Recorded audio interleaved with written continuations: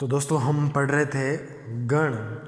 गण यानी कि 3 वर्णों के समूह को गण कहते हैं। 3 वर्ण जैसे कि यहाँ पर लिखा हुआ है करौली, ये 3 वर्णों का समूह है, तो इसको गण का नाम दिया गया है। जैसे यहाँ पे यगण है।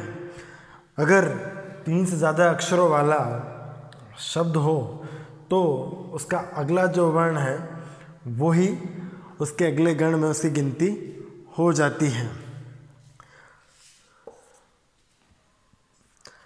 तो ये गणों 8 गण माने गए हैं, जिसमें से यगण, मगण, तगण। इन गणों को समझने का सबसे आसान सूत्र जो है वो यमाता राज भानस लगा है।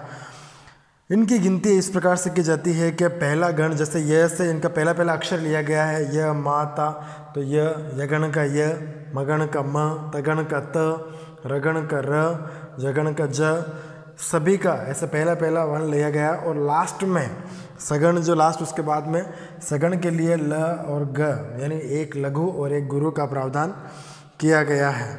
अब इनको समझने के लिए सबसे पहले यह जो है उसके अगले 2 जो है माँ और ता, इसको यगण में शामिल कर लिया जाता है। जैसे यगण को समझने के लिए इसके अगले य के अगले 2 जो वर्ण है माँ और ता, उनको शामिल कर लिया जाता है। तो ये पहला यगण का हो जाता है। जैसे यगण में इसमें लघु है, तो यहाँ पर ये लघु आदि लघु इसका लक्षण है।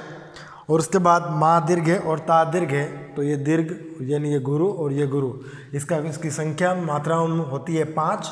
और इनकी जो उदाहरण के रूप में हम देखते हैं करौली, तो इसमें पहले में लघु, दूसरे में गुरु और फिर तीसरे में गुरु। तो ये यगण का उदाहरण है। इसी प्रकार मगण, माँ तारा, माँ मगण का मैं लिया गया है, उससे बना माँ, और फिर अगले 2 वर्ण जो है इसमें शामिल कर लिए गए हैं माँ तारा, यानी कि तीनों ही, यहाँ पे गुरु है, यहाँ भी गुरु है, यहाँ भी गुरु है, यानी कि इसमें तीनों ही गुरु, ये इसका लक्षण है कि इसमें तीनों ही गुरु आते हैं।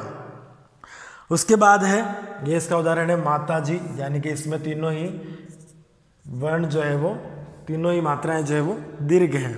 फिर है तगण, तो त से शुरू करेंगे, तो इसके अगले 2 ता रा ज, यानी तगण का ता और रा और ज इसको शामिल कर लिया, तो इसका अंत जो है वो लघु होता है, यानी यहाँ गुरु और अंत में लघु, तो इसका अंत जो है वो लघु होता है। इसका उदाहरण, इसमें भी 5 मात्रा है। इसका उदाहरण है सामान, यहाँ पर गुरु और लघु। इसी प्रकार से रगण, तो राज, रगण का रा और ज और भा, इन अगले दोनों को शामिल कर लिया गया, तो रगण क्या हो जाएगा। इसके मध्य में लघु होता है, बाकी दोनों गुरु इसका लक्षण मध्य में लघु, और इसमें भी 5 मात्रा है। जैसे मुंबई, इसके ऊपर अनुस्वार है, तो ये दीर्घ हो जाएगा, और इसके बाद एक लघु और ये गुरु, ये रगण का। इसी प्रकार जगण का अगले दोनों शामिल कर लिए, ज भा न, तो ये दोनों भी इसका उदाहरण हो गया जगण, मध्य गुरु, और इसमें 4 मात्राएं होती है। किताब का उदाहरण लिया गया है, जैसे एक शब्द में लघु, गुरु और लघु। फिर है भगण, भा न स, भगण का भा और अगले दोनों न और स, दोनों को शामिल कर लिया गया है, तो इसमें भी ये लघु और ये लघु। तो इसके आदि में गुरु होता है, यानी कि आदि गुरु, यानी शुरुआत में से गुरु आता है। जैसे भारत में ये शुरुआत में गुरु और बाद में लघु और लघु, इसमें भी 4 मात्राएं होती है।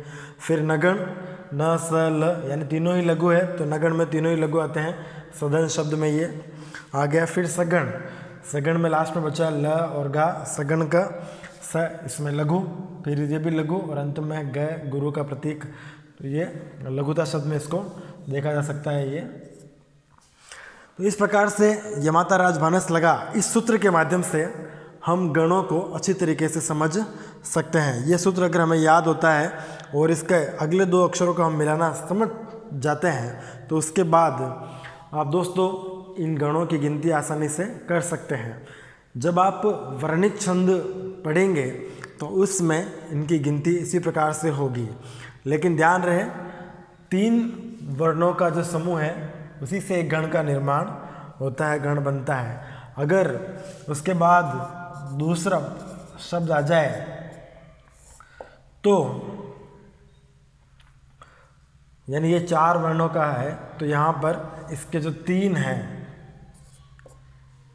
ये वो पहला गण है। अगला जो है वो वर्ण रे, आगे की पंक्ति में अगर अगला कोई वर्ण होगा तो अगले 3 वर्णों में नीलांबर परिधान इस प्रकार से, तो ये अगले रे इसमें शामिल हो जाएगा, यानी यहाँ पे नगण, ये इस प्रकार से होगा।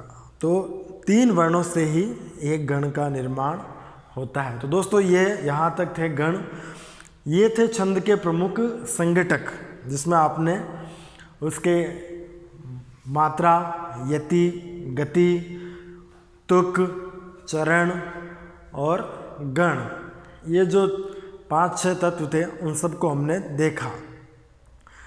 ये थे। अब इनमें से छोटे छोटे प्रश्न 12वीं की बोर्ड परीक्षा में आते हैं, जैसे तुक क्या होता है।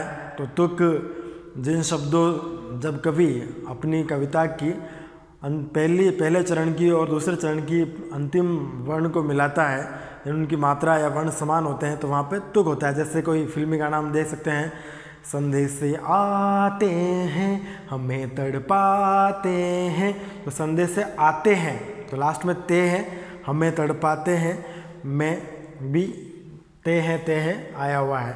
तो ये उसका उदाहरण है। वो चिट्ठी आती है जो पूछे जाती है, तो आती है तो ती है और पूछे जाती है, इन दोनों ही पंक्तियों में आप देखेंगे अंतिम जो स्वर है और व्यंजन है वो समान मात्राओं वाले हैं, तो वो तुक होता है।